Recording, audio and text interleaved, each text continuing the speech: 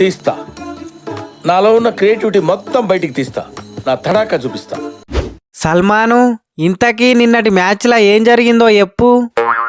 అలా చెప్పనీకేముందన్నా, ఎప్పుడు జరిగేదే జరిగింది. మళ్ళీ ఓడిపోయినాం. మళ్ళా ఓడిపోయిర్రా. మొన్న ఆసియా కప్ లోనే 3 సార్లు ఓడిపోయిర్రు. మళ్ళీ ఓడిపోనీకి కొంచెమన్నా సిగ్గుండాలే. మన పాకిస్తాన్ ఇజ్జత్ మొత్తం తీస్తారు మీరందరు కలిసి. ఇండియా మీద మామూలుగా గెలుసుడే కష్టం, అలాంటిది శివరాత్రి ఇగేడ గెలుస్తారు. మ్యాచ్ వీక్తే వీకింది గాని టాస్ అయితే మీరే గెలిచిర్రు. ఇండియా మీద టాస్ గెలుచుడంటే అది మామూలు విషయం కాదు. గ్రేట్. బహుమా పాకిస్తాన్ మీద మా ఈశాన్ కిషన్ పొట్టు కొట్టిండట కదా. మామూలు కొట్టుడు కాదది. ఒక్క మాటలో చెప్పాలంటే కుక్కను కొట్టినట్టు కొట్టిండు. Pakistan premium bowler Afridi bowling లో కూడా కొట్టిండట కదా.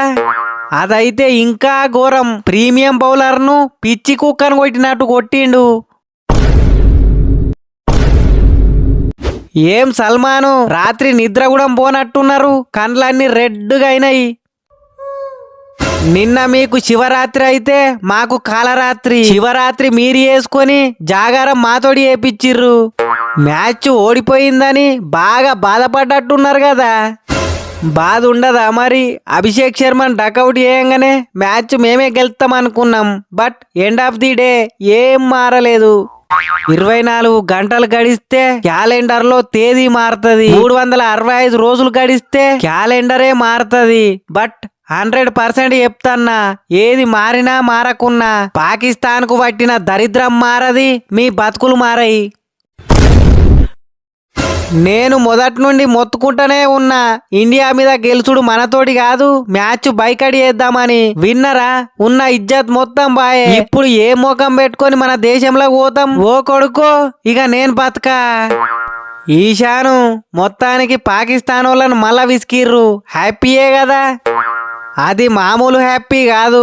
వాళ్ళను విసుకుతే వచ్చే కిక్కు వరల్డ్ కప్ కొట్టినా రాదు.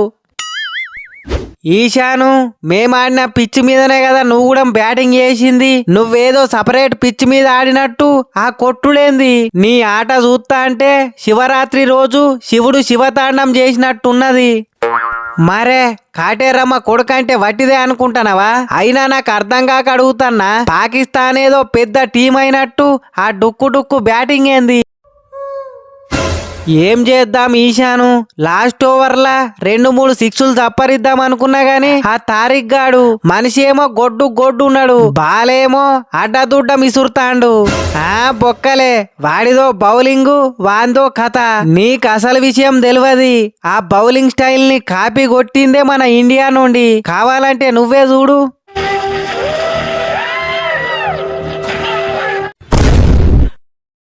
అవును గాని అడుగుడే మర్చిపోయినా. ఏం పులి, పాకిస్తాన్ బౌలర్లను వేటాడతావనుకుంటే డక్కు పెట్టినవు. నిన్న శివరాత్రి కదా, పులికి ఫాస్టింగ్. నెక్స్ట్ మ్యాచ్ నుండి చూసుకుంటలే. హార్దిక్ బ్యాటింగ్ ఏమని పంపిస్తే అత్తారింటికి పోయి వచ్చినట్టు అటు పోయి ఇటు వచ్చినవు. ఏంది కథ? బ్యాటింగ్ చేయకపోతే ఏంది? నేనేసిన ఫస్ట్ ఓవరే మేడిను. ఫామ్లున్న ఫారాన్ గాని వికెట్ కూడా బీకినా. ఏం ఫారాను, మాట్లాడతలేవు? ఏం మాట్లాడమంటావు? నువ్వు వికెట్ తీసిన బాధ కంటే మీరు షేక్ హ్యాండ్ ఇయ్యలేదనే బాధ ఎక్కువైంది. ఎందుకు షేక్ హ్యాండ్ ఇచ్చుడు?